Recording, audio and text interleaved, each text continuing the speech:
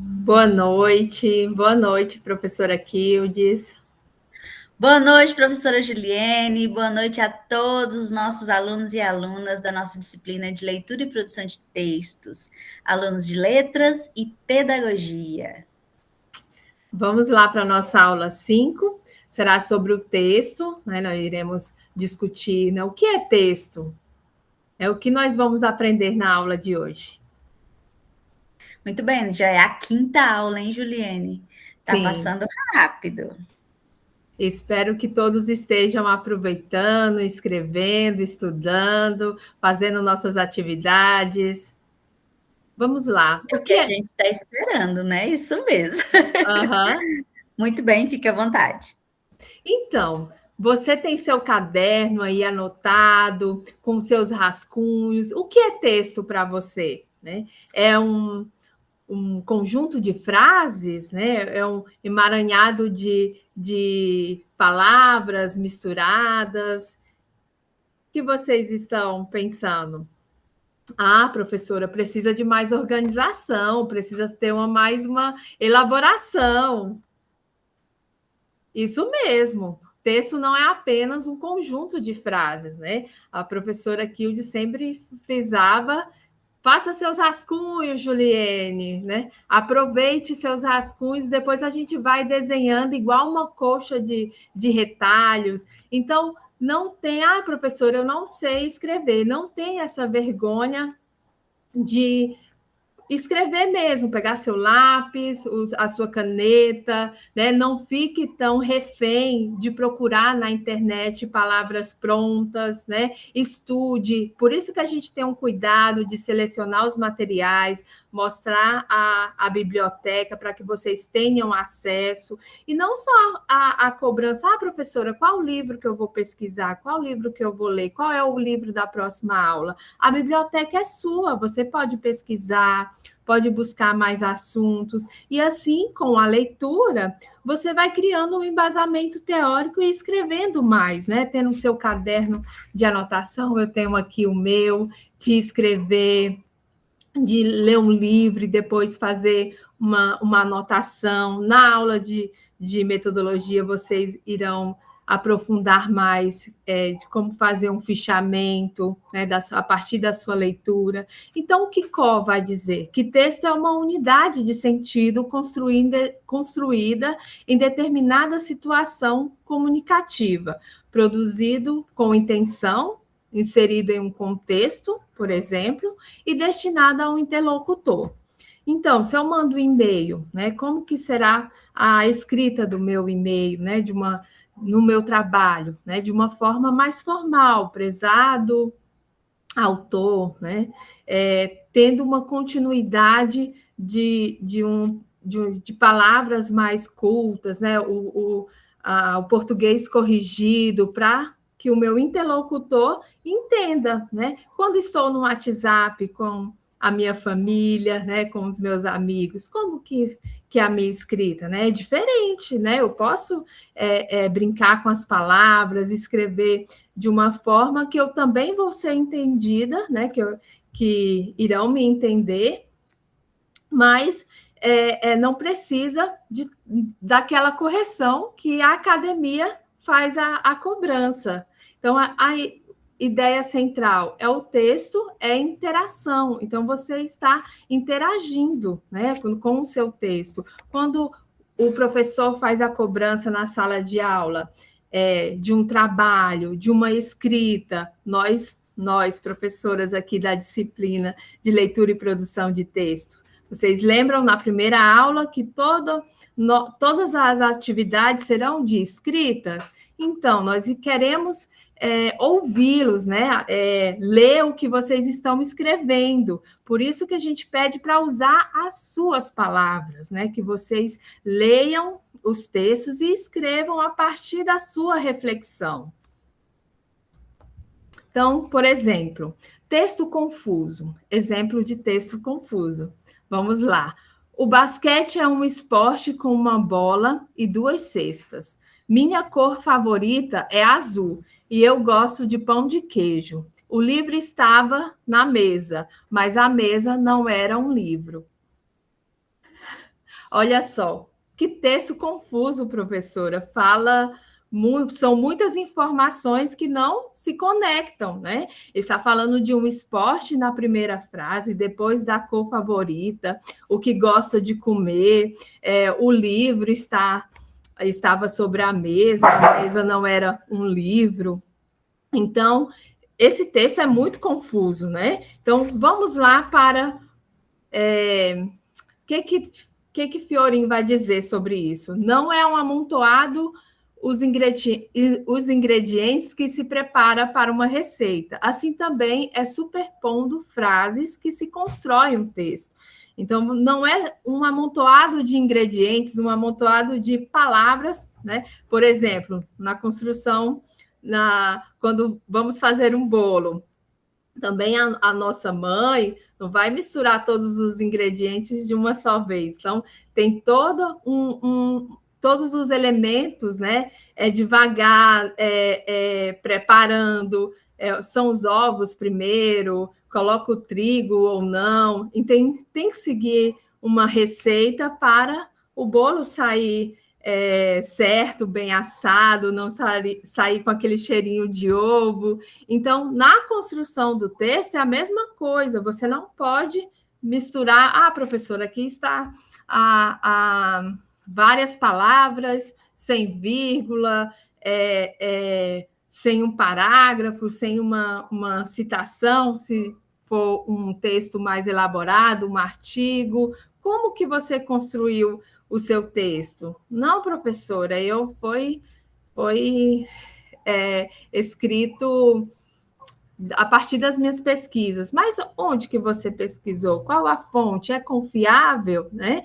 Então, você precisa elaborar melhor a sua resposta. Por isso que a gente cobra que precisa fazer os rascunhos, compartilhar isso com o seu professor, na nossa disciplina, quando nós vamos corrigir os trabalhos de vocês. Então, com os outros professores, não fiquem em dúvida na construção. Na dúvida eu vou buscar na internet a resposta certa. Não, nós somos, né, estamos na academia, precisamos refletir, construir, né, textos bem elaborados para que vocês possam ter uma boa formação. Exemplo do texto corrigido e coerente. Vamos lá. O basquete é um esporte com uma bola e 2 cestas, mas o que eu gosto mesmo é de ler um bom livro. Para mim, a leitura é mais prazerosa do que comer pão de queijo, pois me permite viajar para os outros mundos, diferente do que a simples cor azul pode me oferecer. Olha só, organizou as suas ideias, né? E conseguiu construir um bom texto, né? Falou sobre o esporte também, falou que gosta de ler um bom livro, falou que gosta de comer, né? Então, ele organizou a sua resposta, colocando mais elementos, né, nessa organização do texto. Texto como prática social. Conforme Marcuschi, o texto é um evento comunicativo, né? Ele envolve o autor, o leitor, o contexto, finalidade. O sentido não está apenas no texto, mas na relação entre texto e leitor.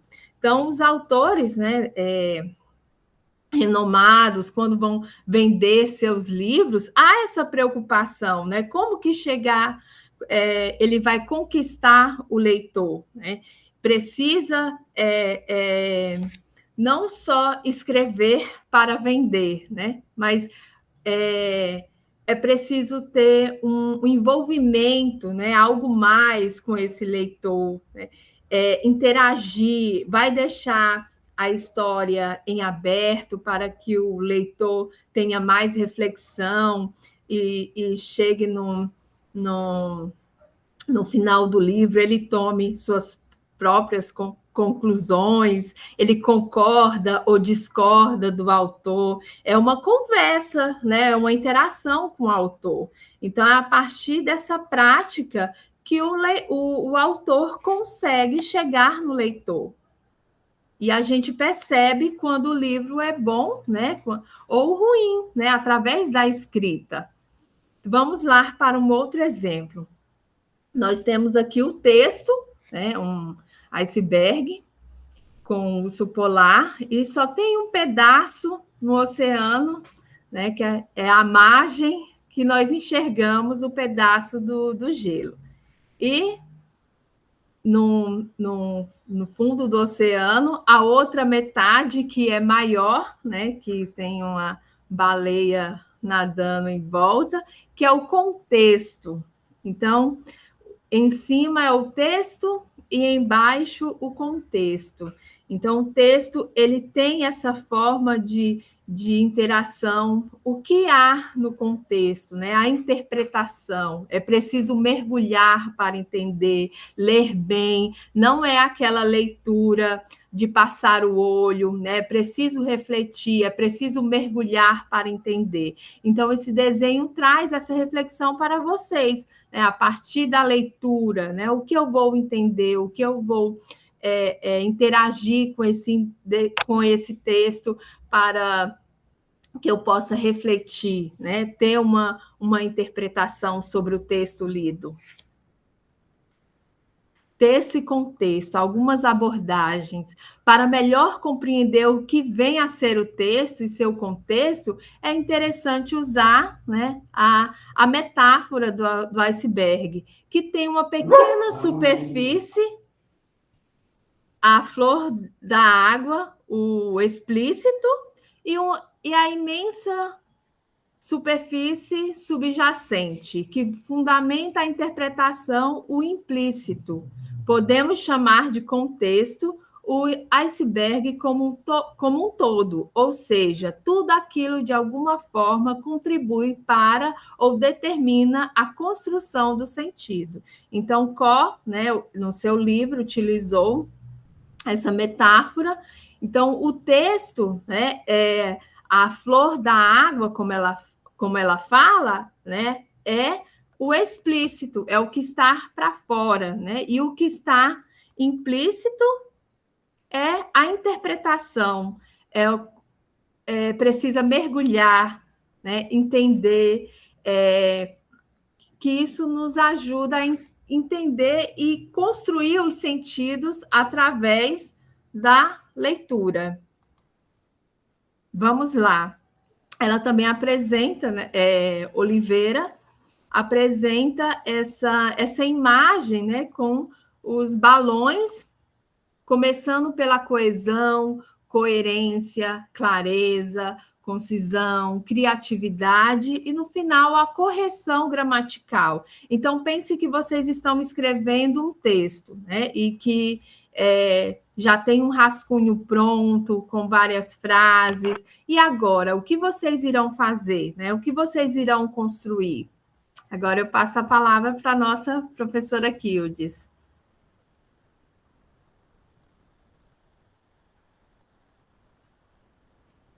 Tem que ligar o áudio primeiro, né, gente?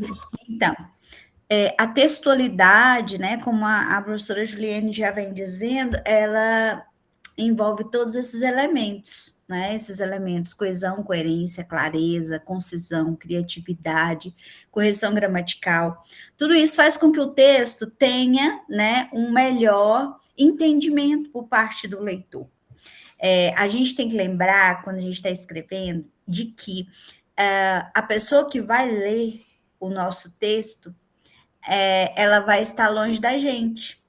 A gente não vai estar ali perto para poder explicar o que a gente quis dizer. Então, todos os elementos devem estar ali naquele texto. E a coesão, a coerência, né, a clareza, a concisão, a criatividade, a correção gramatical são elementos que fazem com que esse texto seja entendido, né? Então, vamos lá. A textualidade, né, é o conjunto de características que fazem com que um texto seja um texto e não apenas uma sequência de frases. Quando nós estamos falando, né, quando nós estamos aqui na oralidade, né, na fala, a gente não vai soltando frases aleatoriamente, né? A gente vai encadeando. E isso é que faz com que a gente esteja elaborando textos, né, falados. E essa textualidade, né, esse conjunto de características é que vão dando, né, uma coerência para aquilo que a gente está dizendo. Então, o texto, né, a escrita também tem essa característica. E, seguindo, Ju, e aí a coesão é um ponto assim importantíssimo na textualidade, né? E o que que é coesão? É a ligação, a relação que se estabelecem entre as partes de um texto, mesmo que não sejam aparentes, mesmo que essa ligação não seja aparente. Essa ligação contribui para o que pode surtir essa ligação, o que pode funcionar como ligação. Pronomes, conjunções, sinônimos, repetições, elementos que fazem com que uma ideia se ligue a outra ideia. Né? Nós utilizamos, né, esses elementos de ligação, né?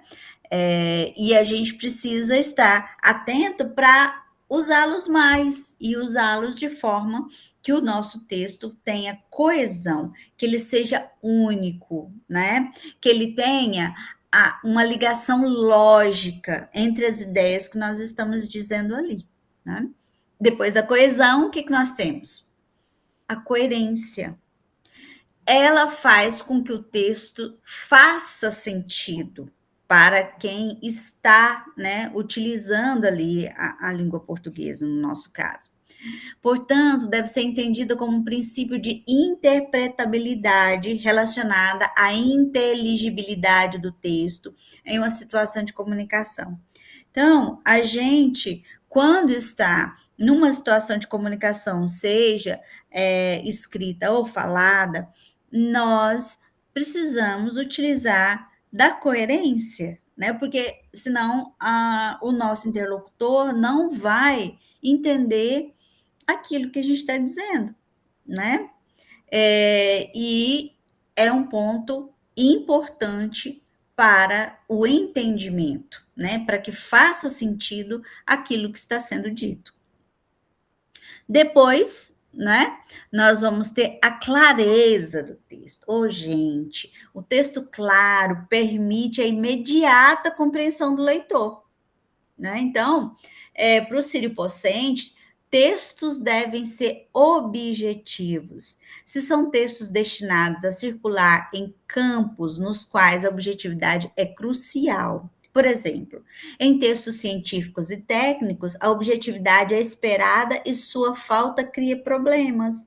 Então, assim, nós estamos vivendo, né, numa velocidade de informações bastante grande. Então, quando a gente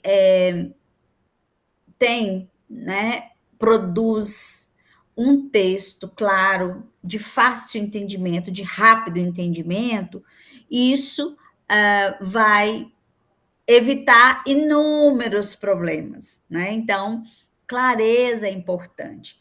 Havia uma época, né, que escrever difícil, né, era algo importante, né? As pessoas queriam escrever difícil, falar difícil. Só que muitas vezes, né? E isso a gente aprende muito aqui nessas nossas disciplinas. A gente precisa adequar onde a gente está na situação de comunicação.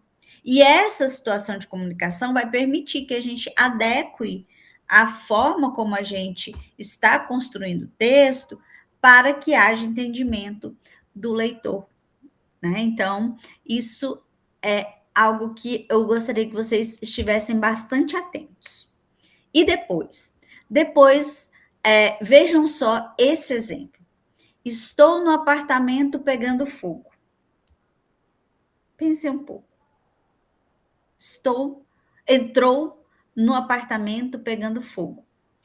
Isso aqui foi publicado por um jornal no dia de uma tragédia recente. É mais apropriado supor que o apartamento é que estava em chamas e não a pessoa. Mas o enunciado é ruim. Entrou no apartamento pegando fogo.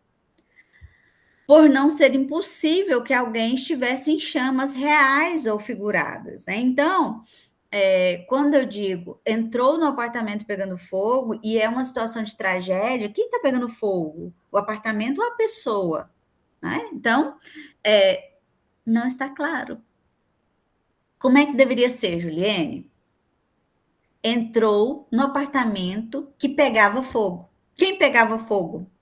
O apartamento, né? Então, são pequenos ajustes realizados no texto que o deixam claro. Entendido? Concisão. Gente, um texto deve ser preciso, sua forma deve ser adequada ao conteúdo.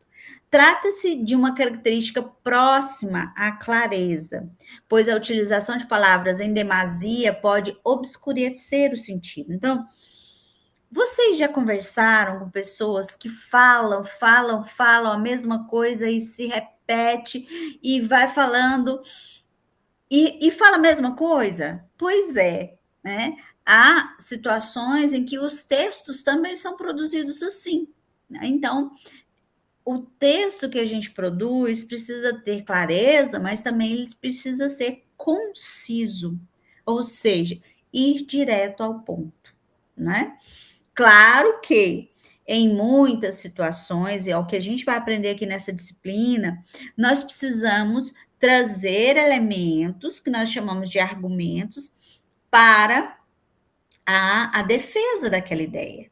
Entretanto, a forma como é adicionado mais um argumento diz muito da forma como o meu texto está sendo produzido, tá bom? Então, coerência, coesão, coerência, clareza, concisão são importantíssimos para o sucesso do nosso texto. E que mais? Devemos optar por títulos, sentenças e parágrafos e eliminar palavras supérfluas, né? Palavras que não são necessárias, né?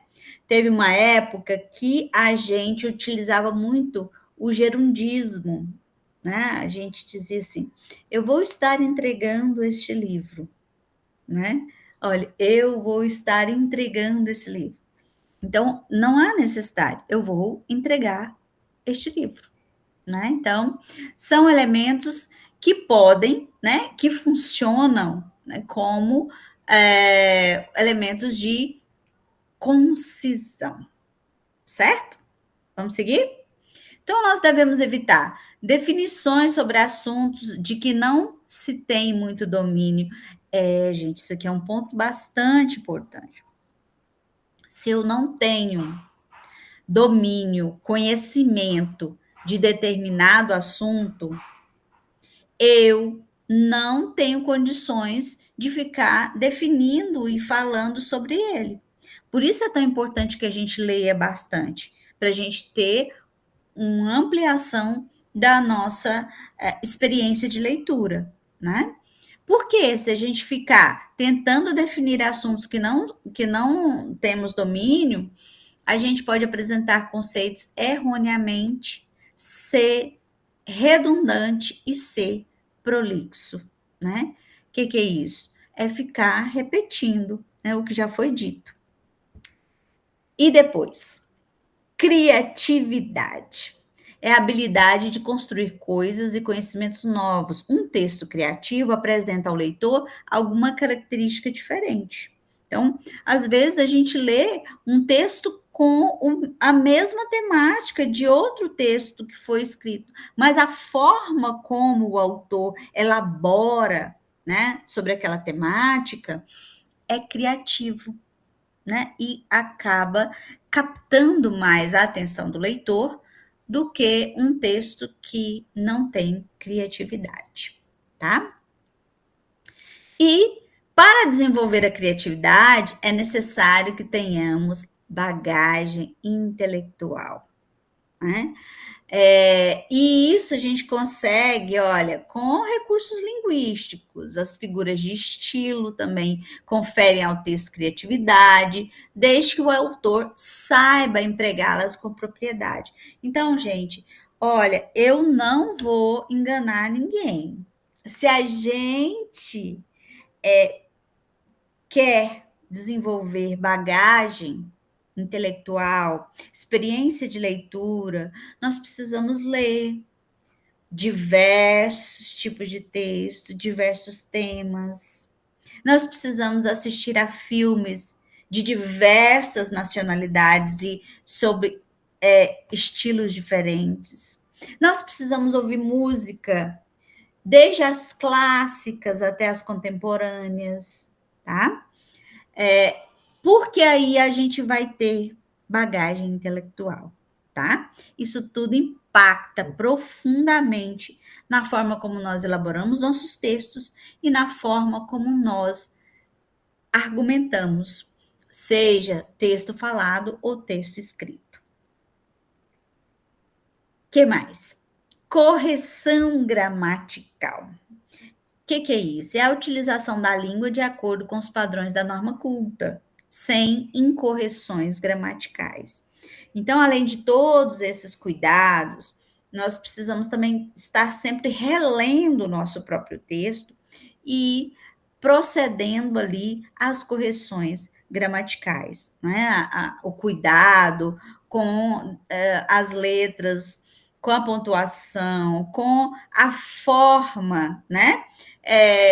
De escolha das palavras, tudo isso está ligado ao meu estilo, a forma como eu escolho elaborar meu texto.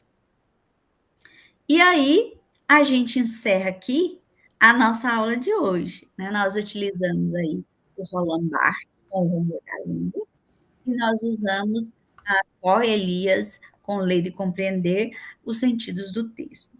Gente, para mim está sendo maravilhoso retomar esses conceitos. Faz muitos anos que eu venho dando aula sobre esse conteúdo. Não vou contar quantos anos, tá, gente? Não vou contar. Mas já faz muitos. E cada vez eu gosto mais, porque essa parte do texto, textualidade, da compreensão, é algo bastante importante para nós, professores, né? O tempo todo nós elaboramos textos. E ter, né, a compreensão desse cuidado que nós temos que ter com a elaboração de textos é imprescindível para a nossa carreira. O que você acha disso, Juliene? Concordo, professora, né? Que os nossos alunos possam compreender, né, da importância da leitura, da escrita, da fala, e o quanto isso é prazeroso estudar cada dia, aprender. Entendemos que no primeiro, no segundo período, ainda dá um pouco de medo de se aventurar e falar: professora, será que eu consigo mesmo fazer uma resenha, fazer um artigo, elaborar um projeto? Consegue sim, né? Eu participo com o Rodrigo, com as reuniões, e estamos elaborando projetos para serem desenvolvidos com os nossos alunos da UAB, e estamos esperançosos, né, que os nossos alunos se envolvam, e vocês irão, né, sentir essa mesma alegria, né, de participar de um projeto, talvez até de viajar para apresentar um trabalho em algum congresso, ou mesmo participar de forma online, apresentando em outras instituições. Na disciplina do ano passado, professora. Eu acho que até comentei com a senhora. Os alunos da disciplina participaram de um congresso internacional, né, sobre leitura, promovido pela Universidade de Portugal, né? Eu falei, nossa, professora, que legal, né? Então, o que a gente estava vendo em sala de aula, eles puderam participar de forma a certificação como ouvinte, mas foi bem prazeroso e eu percebi a participação de cada um, que depois nós tivemos a oportunidade de comentar, né, na aula ao vivo sobre a participação desse congresso. Então, que vocês também possam nos ajudar a pesquisar sobre oficinas que estejam abertas, fazer a divulgação no grupo. Ah, professora, eu tenho dificuldade na língua portuguesa. Tem oficina, tem escolas de extensão do ZIEF que abre cursos livres, né, para vocês irem aprendendo mais, né, fazendo suas pesquisas, aprendendo. Ju, podem ficar à vontade de assistir minhas aulas lá no YouTube. Sim, que a professora é youtuber, então tem muitas aulas. Coloca aí no YouTube, Quildes Batista Vicente, vocês verão muitos vídeos, né? E é bem importante ver a participação de cada um, né? Eu vejo a interação lá no WhatsApp, então nós estamos aqui bem felizes, né? Em dupla a cada aula.